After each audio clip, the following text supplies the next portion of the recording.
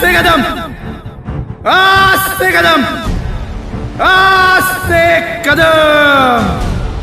महाराज गणपती गजाश्वपती भूपती प्रजापती सुवर्णरत्न श्रीपती अष्टावधान जागृत अष्टप्रधान वेष्टित न्यायालंकार मंडित शस्त्रास्त्र शास्त्र पारंगत राजनीती धुरंधर प्रौढ प्रताप पुरंदर क्षत्रिय कुलावतौ सिंहासनाधीश्वर महाराजाधिराज राजा शिवछत्रपती महाराज की जय. नमो पार्वती पते हर हर. ज्या मातेने अष्टपैलू अष्टावधानी संपूर्ण पुरुष, एक थोर राज्यकर्ता, प्रजाहित दक्ष असा राजा, जो परधर्म सहिष्णू स्वधर्म रक्षक आणि स्त्रीहित दक्ष होता, असा राजा ज्या राष्ट्रमाता राजमाता जिजाऊ मासाहेबांनी घडवला, त्या आई जगदंबेला स्त्री जातीच्या रूपानं पडलेलं देखणं आणि गोमट स्वप्न म्हणजे राष्ट्रमाता राजमाता जिजाऊ मासाहेब यांच्या चरणी प्रथमतः मी नतमस्तक होतो. ज्या महापुरुषानं स्वराज्याचं देखणं स्वप्न पाहिलं ते शहाजीराजे भोसले, आणि ज्या महापुरुषानं सतत यौवनी सैन्याशी झुंज देऊन सतत 9 वर्ष 5-5 पातशाहींची झुंज देऊन घोड्याच्या पाठीला सिंहासन मानून ज्या महापुरुषानं हे स्वराज्य आबादित ठेवलं ते राजा शंभू छत्रपती, या तिन्ही महापुरुषांच्या पुढे नतमस्तक होतो. आणि ज्या ज्या महामानवांनी तुमच्या आमच्या हितासाठी, समाजाच्या कल्याणासाठी आणि समाजाच्या उद्धारासाठी सतत अहोरात्र अगदी त्यांचा जीव भाकर तुकड्याप्रमाणे तुमच्या आमच्यावरती वळून टाकला, ते सबंध महामानव यांच्या चरणी नतमस्तक होतो. आणि आजच्या या पहिल्या व्याख्यानमालेसाठी या ठिकाणी अत्यंत सुबक, अत्यंत उत्कृष्ट असा कार्यक्रम जो लहान पोरांनी इथं आयोजित केलेला आहे, मगाशी महाराजांनी सांगितलं तसं त्यांचं एकदा मी या ठिकाणी मनपूर्वक स्वागत करतो. कारण एक लक्षात ठेवा की हे स्वराज्य उभं राहिलंय ते 11-12 वर्षातल्या पोरांना पाहिलेल्या स्वप्नामुळे आणि ते सत्यात उतरवल्यामुळं. या ठिकाणी कार्यक्रमाच्या निमित्तानं उपस्थित असणारे आजच्या आपल्या दिंडोर पोलीस स्टेशनच्या API मॅडम, त्याच्यानंतर संभाजी ब्रिगेडचे जिल्हाध्यक्ष रामचंद्रजी डोईजड, त्याचबरोबर आमचे सर्व सहकारी मित्र आणि माझ्या समोर बसलेले सर्व विद्यार्थी, त्याचबरोबर माता, पालक आणि सर्व गावकरी मंडळी. मला एक राऊंड प्रश्न पडतो की सुमारे 450 वर्ष होत आली, 450 वर्ष होत आली तरी देखील लक्षात घ्या एवढ्या मोठ्या संख्येनं अगदी दिवस रात्र तुम्ही दिवसभर काबाड कष्ट केलेले आहेत, लक्षात घ्या. आणि तरी देखील तुम्ही या ठिकाणी जयंती उत्सव, छत्रपती शिवाजी महाराजांचा जयंती उत्सवाच्या निमित्तानं आता 8-8:30 वाजतायत आणि त्या निमित्तानं तुम्ही या ठिकाणी उपस्थित राहिलात. खऱ्या अर्थानं मॅडम मला सांगायला ही गोष्ट, पुढचं वाक्य नीट ऐका की हे तुमच्या आमच्यासाठी नाही, तर 450 वर्षापूर्वी होऊन गेलेल्या एका राजासाठी किंवा त्यांचं कर्तृत्व नेमकं प्रेरणा घेण्यासाठी हे या ठिकाणी उपस्थित झालेले. त्यामुळं 450 वर्षापूर्वी राजांना असं काय केलं की आज देखील आपल्याला त्यांच्याकडून प्रेरणा मिळते. असं काय केलं असेल या व्यक्तीनं की 450 वर्ष होऊन लोटली तरी देखील या महापुरुषाची आज जयंती आपण साजरी करतो. असं काय केलं या महापुरुषानं? सगळेजण दमलेले थकलेले असताना देखील तुम्ही या ठिकाणी उपस्थित आहात, तर हेच पाहण्यासाठी आज आपण या ठिकाणी उपस्थित झालेलो आहोत. तर नेमकं काय केलं या महापुरुषानं हे पाहायचंय, तर त्याला आपल्याला या काळात राहून चालणार नाही, जावं लागेल त्या काळामध्ये. कारण त्या काळची नेमकी भौगोलिक परिस्थिती काय होती, आर्थिक परिस्थिती काय होती, राजकीय परिस्थिती काय होती, या सगळ्यांचा ज्या वेळेस आपण आढावा घेऊ त्यावेळेस आपल्या लक्षात येईल की 450 वर्ष होऊन लोटले, आपण जयंती का साजरी करतोय, या मागचं कारण काय. लक्षात घ्या त्या काळची नेमकी कोणकोणत्या पातशाह्या, साधारणपणे भौगोलिक परिस्थिती, राजकीय परिस्थितीचा जर विचार करायला गेलं तर या महाराष्ट्रावरती मुघल सल्तनत, त्याच्यानंतर आदिलशाही, त्याच्यानंतर कुतुबशाही, त्याचबरोबर इंग्रज, फ्रेंच, पोर्तुगीज आणि डच यासारखे लक्षात घ्या परकीय आक्रमण देखील महाराष्ट्रामध्ये होते. आणि इथल्या लोकांची परिस्थिती तर इतकी भयानक होती, एखादा मोगली सरदार जर तुमच्या गावामध्ये, तुमच्यासारख्या एखाद्या खेडेगावामध्ये यायचा झाला तर गावच्या वेशीला या गावातल्या तरण्याताट्या पोराची मुंडके उडवून त्या मुंडक्यांच्या वेशीला तोरणं बांधली जायची. गावामध्ये येणाऱ्या ज्या वाटेने तो सरदार यायचा आहे त्या वाटेला ज्या पद्धतीने एखाद्या सणवार उत्सवाला महालक्ष्मीच्या पुढं स्त्रियांना लक्षात येईल की महालक्ष्मीच्या पुढं ज्या पद्धतीने आपण धान्याच्या राशी करतो त्या पद्धतीने इथल्या तरण्याताट्या पोरांची मुंडके उडून त्या मुंडक्यांच्या राशी केल्या जात्या. इतक्या अनन्वित अत्याचार इथं केलेले होते की सुमारे 750 वर्ष ही महाराष्ट्राची माती गुलामगिरीच्या अंधकारामध्ये लोळवलेली होती. विजयनगरच्या साम्राज्याचा राज झाल्यानंतर 750 वर्ष अनन्वित अत्याचार या मातीने भोगलेले आहेत. नेमकं काय झालं होतं लक्षात घ्या. उदयनगरच्या साम्राज्याचा चक्रवर्ती सम्राटाचा ज्यावेळेस या मोगली आक्रमकांनी ज्यावेळेस शिरच्छेद केला, ते शिरच्छेद केलेलं इथल्या चक्रवर्ती सम्राटाचं मुंडकं त्या राजवाड्यातून बाहेर निघणाऱ्या जी मोरी असते घाणपाणी, त्या घाणपाणीला आतमधला मेंदू पोखरून त्या घाणपाणी जिथून निघतं त्या ठिकाणी मुंडकं रोवलेलं होतं. इतक्या अनन्वित अत्याचार. जर चक्रवर्ती सम्राटाचं मुंडकं जर अशा ठिकाणी ते लावत असतील म्हणल्याच्या नंतर तुमच्या आमच्या सामान्याची काय परिस्थिती असेल लक्षात घ्या. एवढंच काय, दस्तूर खुद्द शहाजी राजांचे भाऊ लक्षात घ्या मंबाजी भोसले यांच्या पत्नीला महाबत खानानं गोदावरीच्या स्नानाला गेलेले असताना पळवून नेलं. स्त्रियांची आबरू सुरक्षित नव्हती. लक्षात घ्या, एखादा सरदार यायचा झालाय तर गावात नुसत्या घोड्याच्या टापाचा आवाज जरी आला तरी गावातली जनता वाट दिसन तिकडे पळत सुटायची. भेदरलेली घाबरलेल्या जनतेला या महाराष्ट्राच्या मातीमध्ये 750 वर्ष या गुलामगिरीच्या अंधकारातून बाहेर काढण्यासाठी एकही महापुरुष या मातीमध्ये शिल्लक राहिला नव्हता. कुणालाही वाटत नव्हतं की या मातीवरती अन्याय अत्याचार करणाऱ्याच्या विरोधात उभं राहावं, त्यांना वाचा फोडावे, त्यांच्या विरुद्ध शस्त्र उचलावं. एकही महापुरुष सुमारे 750 वर्ष या महाराष्ट्राच्या मातीमध्ये नव्हता. इतके अनन्वित अत्याचार छळ सहन करत राहणारी जनता. लक्षात घ्या, या जनतेला कुणीतरी हवा होता. मग इथल्या संतांनी साथ घातली आई जगदंबेला आणि संत एकनाथ महाराज आई जगदंबेच्या गाभाऱ्यात उभा राहून म्हणतात, हे चंडमुंड भंडासुर मर्दनी दुर्गे, उदंड दंड महिषासुर मर्दनी जगदंबे, महाराष्ट्र धर्म रक्षिके बये दारुगड, दारुगड बये दारुगड. आणि ही साथ ऐकली सह्याद्रीच्या दऱ्याखोऱ्यांनी, ही साथ ऐकली मावळ मातीने, ही साथ ऐकली शिवनेरीवरच्या शिवाई देवीने आणि साथ ऐकली जिजाऊ मासाहेबांनी. आणि जिजाऊ मासाहेब आई जगदंबेच्या पुढे नतमस्तक होऊन आई जगदंबेला मागणी करतायत की हे देवी, हे माते, माझ्या पोटी पुत्र जर तुला द्यायचा असेल ते असा दे जो जन्मजन्मांतरीचा पांग फेडेल, जो या मातीवरती अन्याय अत्याचार करतोय त्याच्या विरुद्ध बंड करून उभा राहील, इथल्या आया बहिणीच्या आबरूला हात घालणाऱ्याचे हात कलम करेल आणि या मातीवरती अन्याय अत्याचार करणाऱ्याला याच मातीमध्ये गाडेल. आणि ही साथ ऐकली. आणि लक्षात घ्या, 19 फेब्रुवारी 1630 हा दिवस उजडला. 19 फेब्रुवारी 1630 रोजी शिवनेरीवरची एका तेजस्वी शिवसूर्याने जन्म घेतला. त्या महापुरुषाचं नाव होतं छत्रपती शिवाजी महाराज. माझ्या राजाचं मोठेपण काय, का एवढे राजे मोठे झाले, एका छोट्या शब्दात सांगतो. एपीआय मॅडम या ठिकाणी आहेत, त्यामुळं लक्षात घ्या. एवढं असं काय केलं, तुम्हाला माहित असेल की आपल्या लष्करी प्रमुख किंवा लष्कराच्या वेगवेगळ्या रेजिमेंट असतात.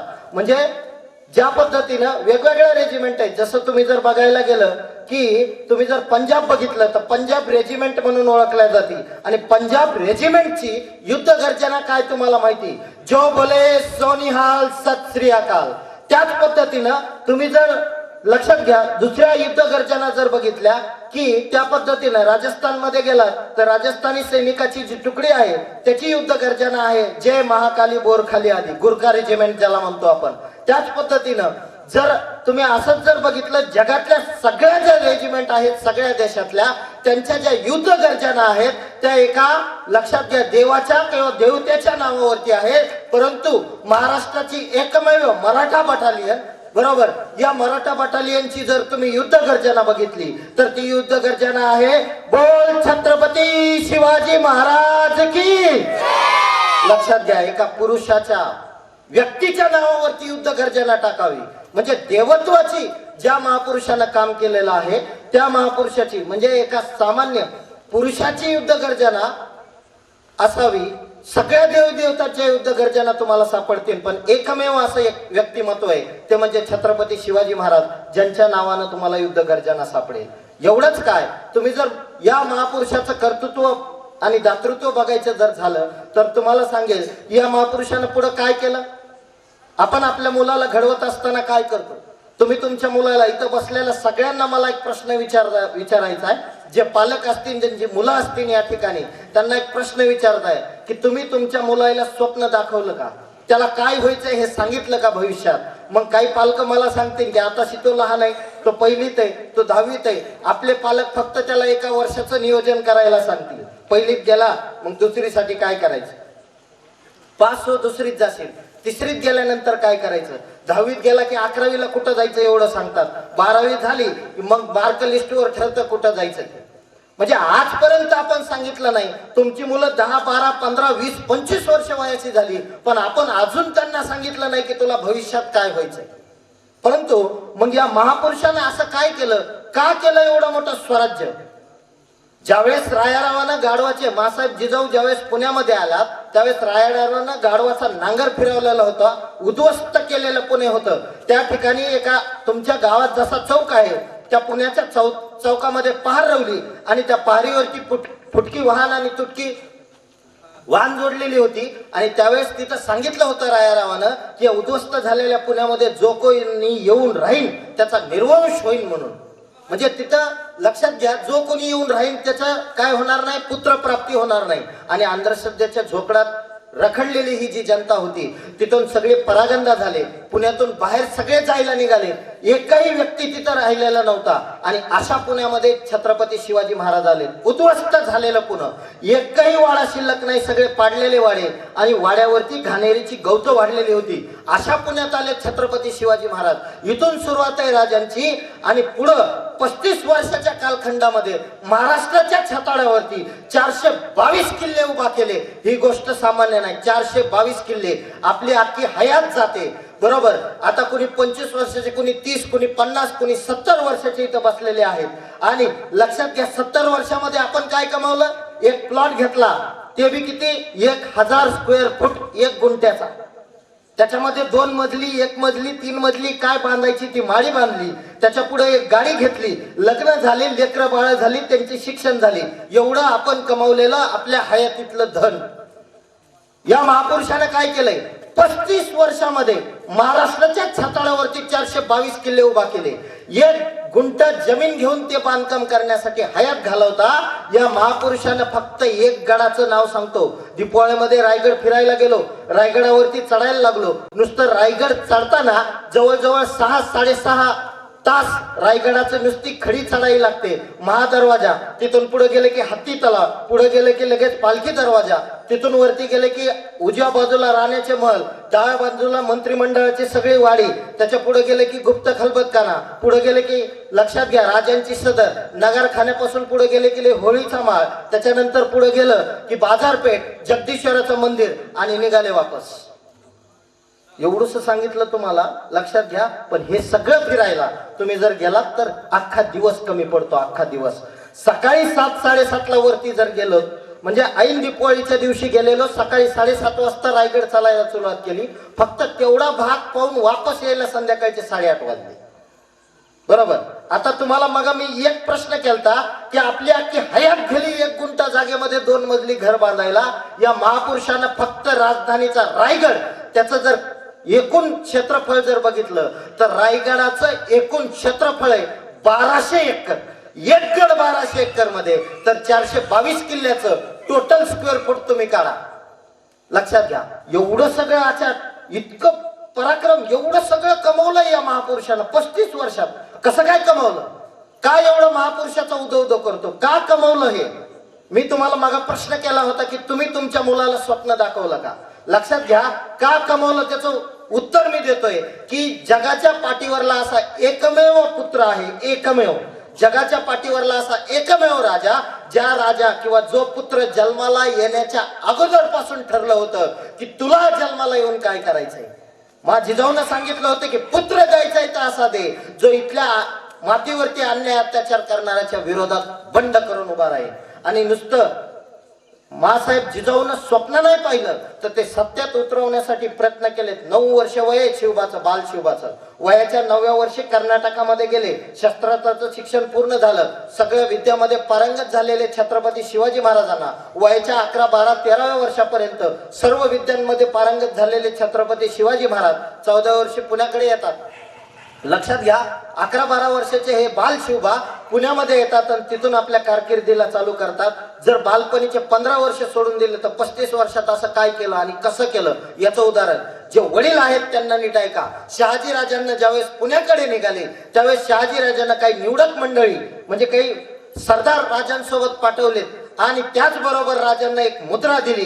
बरोबर, आणि ही जी मुद्रा आहे या मुद्रेवरचे शब्द सांगितले. शहाजी राजांना दिलेली मुद्रा, वडिलाची जिम्मेदारी शहाजी राजे कशी पार पाडतायत ती बघा.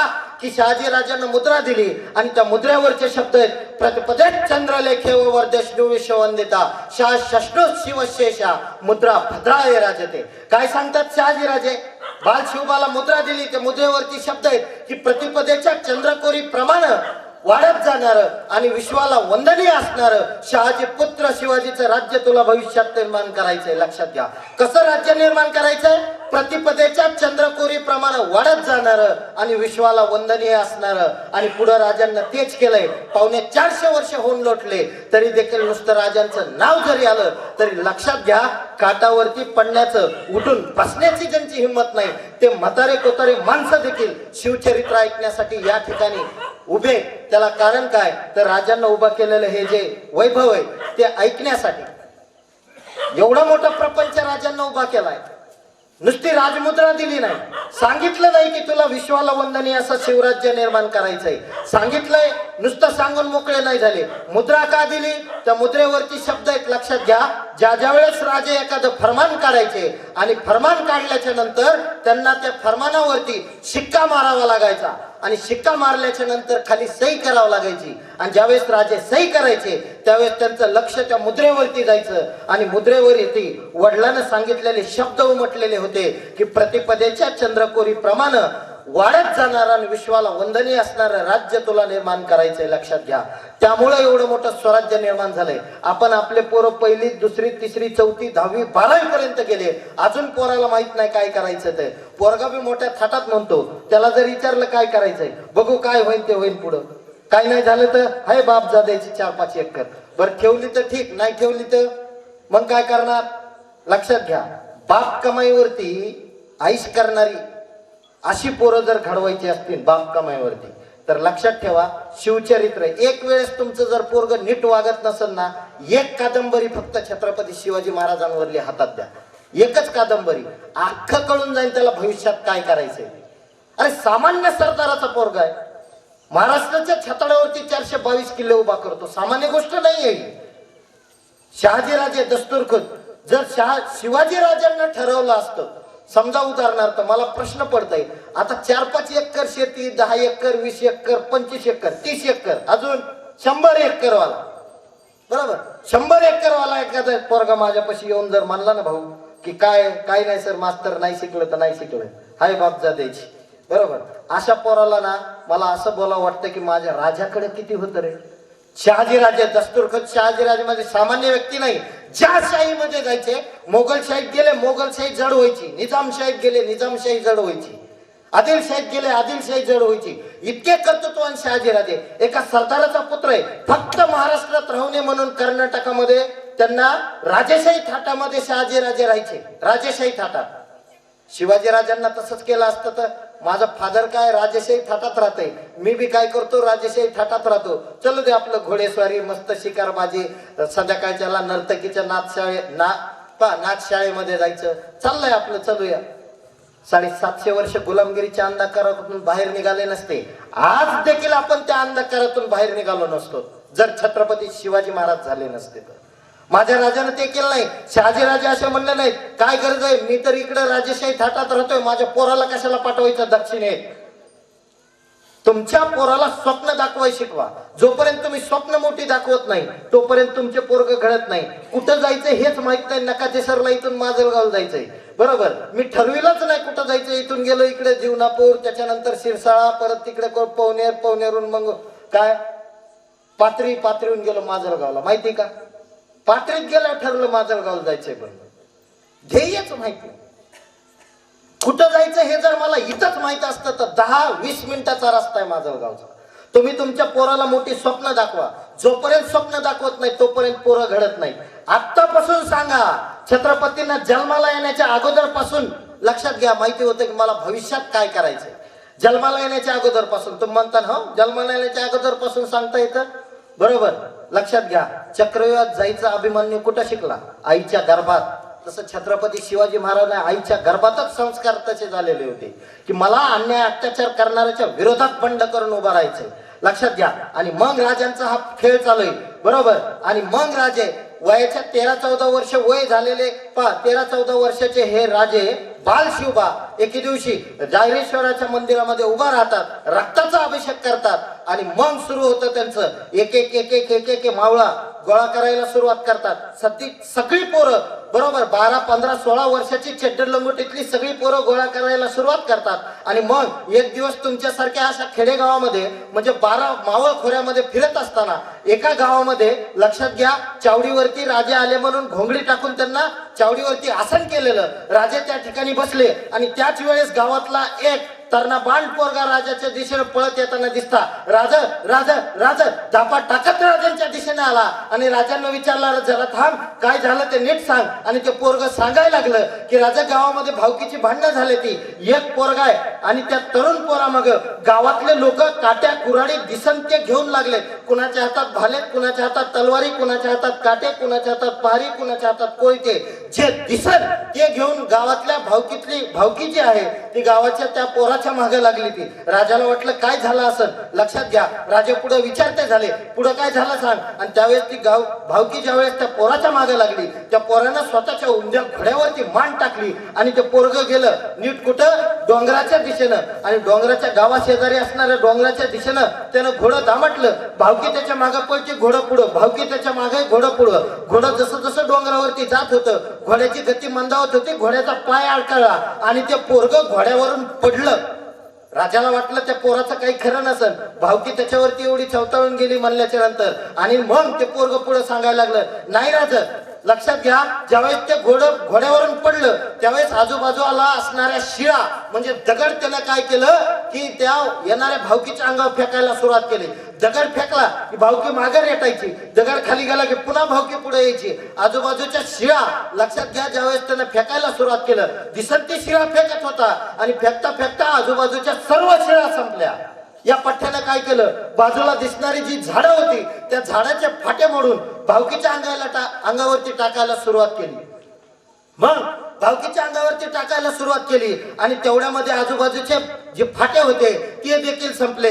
त्यावेळेस या पठ्ठ्यानं काय केलं, स्वतःच नेलेलं उंद घोडाच उचललं आणि भावकीच्या अंगावरती फेकलं. राजाला वाटलं एवढी ताकद, हा माणूस आपल्या कामाचा. शेजारी असणाऱ्या, लक्षात घ्या, सैनिकाला आदेश दिला की त्या पोराला भावकीच्या तावडीतून सोडून आणा. मग लक्षात घ्या, शेजारचे सैनिक गेले, त्या पोराला भावकीच्या तावडीतून सोडवलं आणि त्याला राजांच्या दिशेने घेऊन येत बसलेले. राजा असे बसलेले, भावकीतलं पोरग येत आहे त्या दिशेनं, बरोबर. अगदी तरणा बांड पोरगा, लक्षात घ्या, 2 रेड्याचं बळ एकट्याच्या अंगात आहे की काय, इतका प्रचंड ताकदीचा पिळदार शरीर.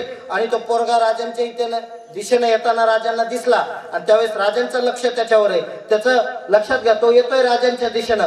येता येता त्यानं काय केलं, आजूबाजूला भावकी घोळक्यात घेऊन त्याला येते आणि त्यानं बाजूला असणाऱ्या एकाच्या हातातली पहार हिसकावून घेतली आणि राजांच्या दिशेने येत होता. राजाचं लक्ष त्याच्यावरती होतं. त्या पठ्ठ्यानं काय केलं, पहार बोटामध्ये घातली आणि तार वाकवावी अशी पहार वाकवीत राजांच्या दिशेने येतोय. राजानं त्याच्याकडे बघितलं, हा माणूस आपल्या कामाचा आहे, हा स्वराज्याच्या कामी येऊ शकतो. जवळ येताच राजानं विचारलं, काय करतोस? त्यावेळेस त्यानं सांगायला सुरुवात केली, काय नाही, जे खातो पितो आणि झोपतो बस. राजाने विचारलं, काय? म्हणे काय नाही, खातो पितो झोपतो बस, काहीच नाही करी. राजा म्हणले, बस एवढंच करतो? हो म्हणे. म्हणे येशील आमच्या सोबत, कनशील स्वराज्याचं काम? ते म्हणे काय करावं लागेल? काय नाही म्हणे, खायचं प्यायचं झोपायचं आणि कुणी आडवा आला तर कापायचं बस. लक्षात घ्या, एक मावळा राजांना निवडून घेतलाय, हिरून घेतलाय, 12 मावळ खोऱ्यामध्ये फिरून घेतलेला, कर्तृत्ववान मावळे घेतले, बरोबर, वशिल्यानं अजिबात नाही, बरोबर. जातीपातीला तर अजिबात किंमत नव्हती राजाच्या काळामध्ये. इतकी व्यवस्था आज बेकार झाली. लक्षात घ्या, जाती जातीमध्ये भांडणं लावून दिले जातात, परंतु राजाच्या काळात नव्हते. जर माझा राजा जातीपाती बघत बसला असता तर एवढं मोठं स्वराज्य उभं राहिलं नव्हतं. एका गावातल्या नागनाथ महाराला पाटील की बहाल करणारा माझा राजा आहे. हे झालं म्हणून जातीपातीच्या झोकडातून आपण बाहेर आलो तरच समजेल छत्रपती शिवाजी महाराज नेमके काय होते.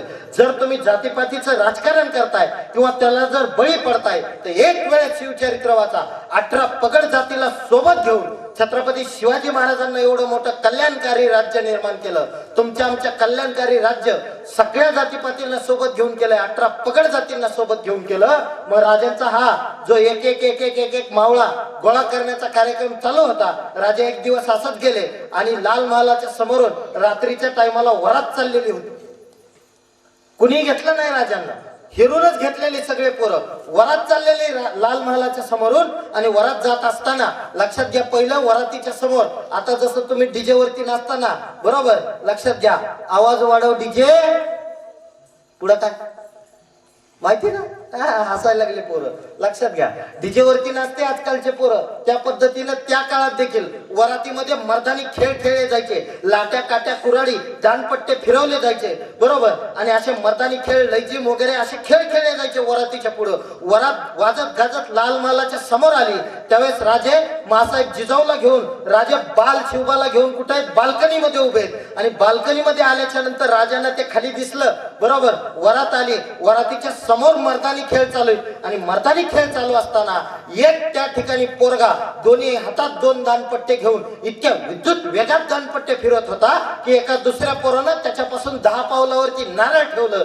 या पठ्ठ्यानं काय करावं, 10 पावलावरचं नारळ एका क्षणात पापणी लवायच्या आत मारून त्यानं पहिली आपली जागा घेतली. 10 पावलावरची जागा परत घेतली. राजानं पापणी लवायच्या आत 10 पावलावरचं नारळ मानून हा इसम परत येतो. राजाला वाटलं हा स्वराज्याच्या कामी येऊ शकतो, दानपट्टा चालवण्यात इतका तरबेज आहे म्हणल्यानंतर हा स्वराज्याच्या कामी येऊ शकतो. मग लक्षात घ्या, राजांना त्या इसमाला जसं मासाहेबाचं दर्शन घेण्यासाठी वाड्यामध्ये आले त्यावेळेस राजांचं लक्ष बरोबर त्या पोरावरती होतं. पोरगा जसा राजवाड्यामध्ये आला, वाड्यात आल्याच्या नंतर लक्षात घ्या, शिवबाचं लक्ष त्याच्यावरती होतं. शेजारी शिवबाराजे गेले आणि त्याच्या खांद्यावरती हात ठेवून विचारलं, काय करतोस र? तसं त्याने सांगितलं, पल्ल्याचे जो चौक आहे ना त्या चौकात वडिलाचं, लक्षात घ्या, कशाचं, कटिंग करण्याचं दुकान आहे. आणि त्या दुकानात वडिलांना काय करतो, हात म्हणजे वडिलांचं सहकार्य करतो त्या ठिकाणी. आणि लक्षात घ्या, मग शिवबाराजे त्याला म्हणते झाले की लक्षात येशील आमच्या सोबत, करशील स्वराज्याचं काम. त्यावेळेस तो जरा लाजला आणि त्यालाच कळायला गेलं मला असं कोणतं काम येतंय.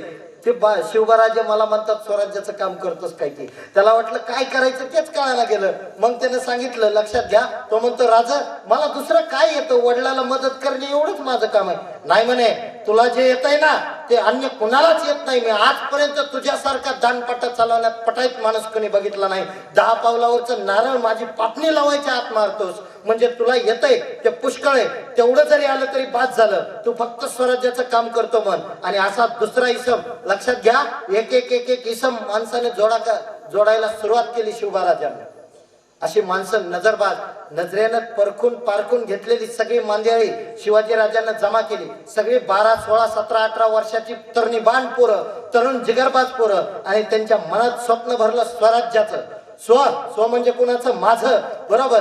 छत्रपती शिवाजी महाराजांचं आपण जे राज्य आहे त्याला स्वराज्य म्हणतो. स्वराज्य म्हणजे कुणाचं, स्व म्हणजे माझं. प्रत्येकाला, इथल्या प्रत्येक मातीतल्या प्रत्येकाला असं वाटायचं की ते माझं राज्य म्हणून. आणि त्याच हिमतीनं त्याच जिद्दीनं सगळेजण लढायचे. आता लक्षात घ्या, मग शिवरायांचा हा जो एक एक एक एक इसम जोडण्याचा जो खेळ आहे तो पुढे तसाच चालू राहिला. आणि राजांना एक दिवस असंच राजे हे सगळे गोळा केलेल्या मावळ्यांना घेऊन त्यांना तलवारबाजीचं, दानपट्ट्याचं, भाले, कुऱ्हाडी, काट्या या सगळ्यांचं शिक्षण देण्यासाठी राजे त्यांना शिक्षण द्यायचे. परंतु सगळ्यांच्या नजरेपासून लपून हे शिक्षण दिलं जायचं. त्यासाठी त्यांना काय केलेलं होतं, एका जंगलामध्ये ते जायचे आणि जंगलामध्ये गेल्याच्या नंतर कुणी आपल्याला नजर आपल्यावरती पडणार नाही अशा ठिकाणी त्यांचा तलवारबाजीचा, दानपट्ट्याचा, त्याच्यानंतर घोडेस्वारीचा असा हा त्यांना शिक्षणाचा, प्रशिक्षणाचा खेळ चालू आहे. आणि हे खेळ चालू असताना एक त्या जंगलाच्या बाहेर म्हणजे त्या वाड्याच्या बाहेर एक पोरगा ठेवलेला असायचा. कुणी जर तिकडे एखादा इसम आला तर त्या पोरानं मोराचा आवाज काढायचा. तो मोराचा आवाज ऐकला की ह्यांना सगळ्या तलवारी भाले काट्या कुऱ्हाडी सगळे लपून ठेवायचं आणि इटी दांडूचा खेळ चालू करायचा. एक दिवस काय झालं, असंच ते पोरग वर सरसर सरसर झाडावरती गेलेलं होतं, बसलेलं होतं. इकडे तलवारबाजी, घोडेस्वारी, भालाफेक, दानपट्टा हे शिक्षण चालू आहे. शिवबाराजे सगळ्या चटी लंगोटीतल्या पोरायला शिकवतात सगळं काही. आणि त्याच वेळेस एक नवीन पोरगा त्या दिशेनं येताना दिसला. तसं हे झाडावर तो पोरानं मोराचा आवाज काढला. तो मोराचा आवाज ऐकला की लगेच बाकीच्यांना आपल्या तलवारी, भाले, काट्या, कुऱ्हाडी सगळे लपून ठेवले. इटी दांडूचा खेळ चालू केला आणि ते पोरग जवळ येताच हे जे झाडावर चढलेलं पोरग होतं ते सरसरत खाली आलं. सरसर सरसर करत खाली आलं आणि येणाऱ्या पोराला दमात घेऊन विचारतं झालं, काय रे, कोण तू, कुठं निघालास? त्यावेळेस ते सांगतं झालं की मला शिवबाराजासनी भेटायचंय. शिवबाराजासनी? इकडं कुठं म्हण शिवबाराजासनी? नाही, तुम्ही जो खेळ खेळताय ना तो मला माहिती म्हणे, मला त्यांच्यासनी भेटायचंय. तू इथंच थांब, मी विचारून येतो. ते पोरग राजाकडे गेलं. म्हणे कुणीतरी नवीन पोरग दिसतंय आणि ते तुम्हाला भेटायचं म्हणतंय. तसे राजे त्याला सांगते झाले, घेऊन ये त्याला. तसं ते पोरग राजांच्या पुढे उभं राहिलं आणि सांगायला लागलं की राज, मला बी करून घ्या की तुमच्या खेळात सामील. आणि मग लक्षात घ्या, खेळात सामील करून घ्या म्हणल्याच्या नंतर राजाला प्रश्न पडला की एवढ्या जंगलामध्ये सगळ्यापासून नजर चुकून आपण या ठिकाणी काय चालूय, हा खेळ खेळतोय आणि हा पोरगा कसं म्हणतोय की आम्हाला ह्या खेळात घ्या. आणि तसं राजानं उलट प्रश्न केला, कोणत्या खेळात? ते म्हणजे हा जो इटी दांडूचा खेळ चालू आहे तो नाही, तुमचा जो तलवारबाजीचा खेळ आहे त्या खेळामध्ये आम्हाला सामील करून घ्या. राजाला प्रश्न पडला, एवढ्यापासून लपून आपण हा खेळ खेळतो, याला कसं कळलं? आणि राजा म्हणले, ठीक आहे, काय हरकत नाही, तुला आम्ही खेळात सामील करून घेऊ, पण इथं नाही, तुला यावं लागेल मासाहेबांच्या पुढं. उद्या सकाळी तू काय कर, जातीवरती सदरेनं हजर राहा, मासाहेबांनी आपण विचारू आणि मग तू आमच्या खेळात सामील हो. लक्षात घ्या, त्याच वेळेस ते पोरग जायला निघालं. जसं ते पोरग 4-5 पावलं पुढे गेलं, 7-10 पावलं गेल्याच्या नंतर हा यांना तलवारी काढल्या, भाले काढले, काट्या काढल्या, कुऱ्हाडी काढल्या. ते पुढे गेलेलं पोरग पुन्हा वापस आलं. आल्याच्या नंतर पुन्हा राजाला सांगायला लागलं की राज, एक विचारू का, एक सांगू का? म्हणे. राजे म्हणले, सांग, काय सांगायचे ते. त्यावेळेस ते सांगायला लागला की तुम्ही जे बाहेर पोरग ठेवलं ना म्हणे झाडावर, ते काय करतंय, मोराचा आवाज काढतंय. आणि राजे, ह्या दिवसात मोर वरडत नाहीत. कोणी जर जाणता माणूस आला तर ऐकते घाऊन जाण राजे. राजांना वाटलं, अरे हा तर ह्याच्यापेक्षा पटायत आहे, हा नजरबाज आहे, त्याला सगळ्या गोष्टीविषयी कल्पना आहे. आणि राजानं त्या व्यक्तीला घेतलं. तो पुढं, तो जो पोरगा होता 16-17 वर्षाचा, तो पुढे झाला गुप्तहेर खात्याचा प्रमुख. बहरजी नाईक व्यशांतर असं करायचा की लक्षात घ्या, कुणालाच ओळखू येणार नाही. ज्या ज्या मोहिमामध्ये छत्रपती शिवाजी राजे असायचे त्या मोहिमामध्ये बहरजी नाईक असायचेच नजरबाज म्हणून. एकालाही ओळखू येत नव्हते. दरबारामध्ये जरी बहरजी नाईक असले, महाराज सोडता एकालाही ओळखू येत नव्हते. इतका व्यशांतर करण्यात पटाईत असणारा बहरजी नाईक पुढे स्वराज्य शेवटपर्यंत, वृंदिगत होईपर्यंत, छत्रपती होईपर्यंत नव्हे तर शेवटच्या श्वासापर्यंत हा 15-16 वर्षाच्या असताना जोडला गेलेला पोरगा शेवटच्या श्वासापर्यंत स्वराज्याचा होऊन राहिला. एक एक एक एक एक एक इसम राजांना गोळा केला आणि मग राजांना एक एक किल्ला घ्यायला सुरुवात केला. बरोबर, साधारणपणे 1, 2, 3, 4 तोरणा घेतला. बरोबर, राजगड घेतला. एक एक एक एक किल्ला घेत चाललाय. आणि मग मात्र आता हा जो पोरायचा खेळ होता हा मोठा होत गेला. आणि त्यावेळेस सगळ्यांना जाग आली. आदिलशाही, निजामशाही, कुतुबशाही, सरंजाम, 5ही पातशाह्यामध्ये शिवाजी राजांविषयी चर्चा होऊ लागली. आणि एक लक्षात ठेवा, राजांनी आपण स्वप्न तर मोठी दाखवली पाहिजेत लेकरांना, पण नुसती स्वप्न दाखवून चालणार नाही, तर त्याचं नियोजन केलं पाहिजे. सगळे शेतकरी वर्गातली या ठिकाणी मंडळी आहेत, ग्रामीण भागात शेतकरी कुटुंबातली मंडळी. आपण सालोसाल झालं, वर्षानुवर्षे पिकं घेतो, एखादं पीक घेतो. उदाहरणार्थ आपला सगळा पट्टा बरोबर जर पाहिला तर लक्षात घ्या, सगळा ऊसाचा पट्टा. परंतु ऊसावरती येणारी कीड कोणती, कोणत्या महिन्यामध्ये किंवा कोणत्या महिन्यात उत्पादन जर घेतलं किंवा ऊसाची लागवड केली, बरोबर 2-3 पद्धतीनं ऊसाची लागवड केली जाते. बरोबर, 1 डोळा पद्धत, 2 डोळा, 3 डोळा. त्याच्यावरती येणाऱ्या किडी कोणत्या किंवा ते कोणत्या महिन्यात लावल्याच्या नंतर त्याचं उत्पन्न चांगलं होईल, अशा असंख्य गोष्टी आपल्याला ऊसातून शिकता येतील किंवा ऊस उत्पादक शेतकऱ्यांना शिकता येतील किंवा माहिती असतील नसतील. बरोबर, कोणकोणती किडी येते, पाणी किती लागतं, हवामान कसं पाहिजे. 100 टन एकरी उत्पन्न घेणारे शेतकरी तुम्हाला सापडतील. मग आपण ज्यावेळेस उत्पन्न घेतो त्यावेळेस 40 टन, 45 टन, 50 टन, लय झालं 55-60. बरोबर. सगळं शेंडीवरून पाणी जातं 50 टन निघाल्यावर अख्ख्या गावात बोंबलत सुटतो आपण. काय भाऊरावला 50 टन एकरी उत्पन्न 50 टन बरोबर. सगळ्याला सांगत सुटतो एकरी. कसं काय नियोजन काय केलं त्या गोष्टीसाठी. तुम्ही नुसते स्वप्न पाहिजे नाही पोराव, सगळ्यात मोठं स्वप्न पाहिजे खेड्यातले. इतकी ताकद आहे तुमच्यामध्ये, खेड्यातले आहात, परंतु लक्षात ठेवा शैक्षणिक सुविधा जरी नसल्या तरी तुम्ही इतक्या मोठ्या उच्च पदापर्यंत स्वप्न बघायची. कलेक्टर व्हा, डेप्युटी कलेक्टर व्हा, PS व्हा, ST व्हा, असिस्टंट काय व्हायचं तेव्हा, पण मोठं स्वप्न बघायचं. लेचपेचं स्वप्न बघायचं नाही. नाही तर शिवबा म्हणले असते, शिवबाराजे जर आदिलशाही सरदार म्हणून गेले असते तर आदिलशाहीचे सरदार म्हणूनच मेले असते. जर निजामशाहीमध्ये लक्षात द्या मनसबदार म्हणून गेले असते तर शेवटी मनसबदार म्हणूनच मेले असते. शिवबा राजांना लक्षात घ्या निवडली नवीन वाट, अशी वाट बिकट जी कुणीच निवडली नव्हती. म्हणून 450 वर्ष होऊन लोटले तरी देखील त्या महापुरुषाची जयंती पुण्यतिथी साजरी करतो. असं व्हायचं गावामध्ये की आपल्यासारखा दुसरा कोणी विद्वान झाला नाही पाहिजे, आपल्या इतकं मोठं पद कुणाकडे नसलं पाहिजे. एक जर गावातला DYSP झाला दुसऱ्याला कलेक्टर व्हायचं. लक्षात घ्या, दुसरा कलेक्टर झाला तर तिसऱ्याला म्हणायचं असे 4 नाही 10 कलेक्टर मला सल्यूट करतील. आमदार जर झाला कोणी तिसऱ्यानं पंतप्रधान व्हायचं स्वप्न पाहिजे. पण मोठे स्वप्न बघा आणि स्वप्न नुसते पाहून चालत नाही, ते सत्यात उतरवण्यासाठी परिश्रम करावे लागतात.